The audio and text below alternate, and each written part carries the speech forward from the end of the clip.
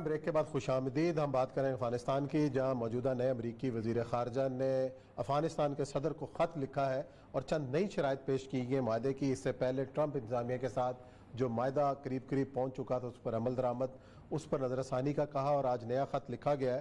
اور یہ سب اس نئے خط میں کیا نئے مطالبات کیے گئے ہیں، اور جو امن کا جو موقع ہے وہ اب کس حد تک موجود ہے، یا پھر وہ لڑائی مار کٹائی کی طرف معاملات نظر آ رہے ہیں؟ عثمان صاحب، دو تین چیزیں بڑی اہم ہیں. ہم تو یہاں پر بیٹھے ہوئے ہیں، ہمیں اندازہ نہیں کہ ہمارے ارد گرد کیا ہو رہا ہے. آپ کو اندازہ ہونا چاہیے کہ اس وقت پورا خطہ جو ہے ایک بہت بڑی آگ کی لپیٹ میں آنے والا ہے. اور پوپ کا وہاں جانا اور وہاں جا کے عراق کی انتظامیہ کے ساتھ، پوپ جو ہے نا 50% کرسچنز کا نمائندہ ہے. 50% کرسچنز وہ ہیں کہ جو دوسری طرف والے ہیں، یہ والے نہیں ہیں. اب وہاں پر آ کے پھر وہ داعش کا پھر دوبارہ سے ایک ہوا کریٹ کرنا، اور اس کے ساتھ ساتھ اس طرف سے جو ہے یمن کے اندر حوثیوں کا امریکہ کی طرف ہو جانا، جس وقت وہ ٹریول کر رہے ہیں اس وقت اسرائیلی طیاروں کا فلائی کرنا، ان ساری چیزوں کے ساتھ ساتھ افغانستان بہت امپورٹنٹ ہے.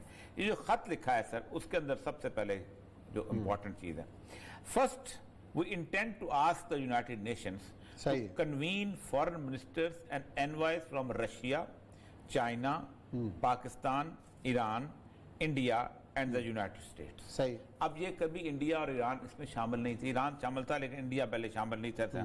To discuss a unified approach of supporting peace in Pakistan, in Afghanistan, it may believe, it is my belief that these countries share an abiding common interest in a stable Afghanistan. اب India کا کیا common interest ہے stable Afghanistan کے اندر؟ بیچ میں پاکستان آتا ہے، بیچ میں ایران آتا ہے، اور بہت ساری چیزیں آتی ہیں. ایک تو یہ ہے. دوسرا اس نے لکھا ہے کہ third, we will ask the government of Turkey to host a senior level meeting of the both sides in the coming weeks to finalize a peace agreement. I urge you or your authoritative designees to join the representative. یہ تو اس نے یہ کہا ہے. اس کے بعد اس نے یہ کہا ہے کہ کوئی 90 days پلان انہوں نے دیا ہے کہ ریڈکشن کا ہو جائے. اور جو آخری لائن ہے وہ امپورٹنٹ ہے. We are considering that full withdrawal of our forces by May 1st as we consider other options.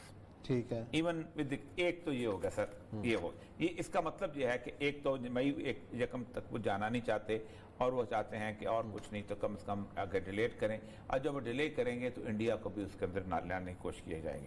دوسرا، یہ 8 صفحے کا افغانستان پیس ایگریمنٹ کا ایک بیس انہوں نے دیا ہے کہ آپ جب مذاکرات کریں گے نا تو یہ افغانستان کے جو لوگ ہیں آپ یہ اس پہ کریں گے. Part 1, the guiding principles of Afghanistan's future, جو ان کو چاہتے ہیں. ٹھیک. Afghanistan's official religion will be the holy religion of Islam, official religion.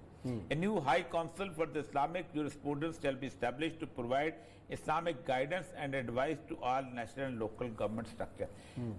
Advice.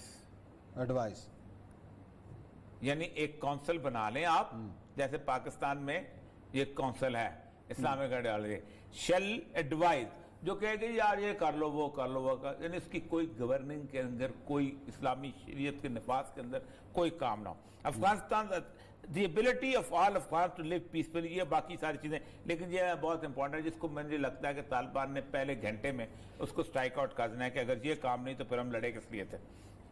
اس کے بعد کمٹمنٹس کرتے کرتے میں بیسس پہ آ جاتا ہوں. جب پارٹ 2 ہے اس کا، جنرل پروویژنس، انہوں نے کہا transitional peace government of Afghanistan shall be established as of the date of this agreement. The peace government shall exist until it transfer power to the permanent government following the adoption of a new constitution. کہتے ہیں constitution لکھنا. طالبان کہتے ہیں کہ ہم تو قرآن پاک کو کانسٹیٹیوشن سمجھتے ہیں. اگر اسرائیل بغیر کانسٹیٹیوشن کے چل سکتا ہے اور صرف تورات کے تو ہم کیوں نہیں چل سکتے. اینڈ نیشنل الیکشنز کے 2 چیزیں ضروری ہیں. جب تک آپ نیشنل الیکشن نہیں کرتے، جب تک آپ آئین ڈرافٹ نہیں کرتے، نیا جو آپ چاہتے ہو، ٹرانسفر آف پاور نہیں ہو سکتی. The peace government shall include the following separate and co-equal governing branches: executive branch, national شورا، جوڈیشری. اب اس میں جوڈیشری میں انہوں نے کہا ہے کہ جوڈیشری جو ہے وہ روٹین والی، اس کے بعد باقاعدہ لکھا ہوا ہے کہ پیس گورنمنٹ جوڈیشری جیسے اب چل رہی ہے ویسے، لیکن اگر آپ چاہتے ہیں تو اس کے اندر ایک ایڈوائزری آپ لگا دیں گے علماء کی جیسے ہونا چاہیے. ایگزیکٹو برانچ ایک گورننس پہ ہوگی، اور اس کے ایگزیکٹو برانچ کے اندر consist of the president, vice president, cabinet minister, independent directors and other bodies.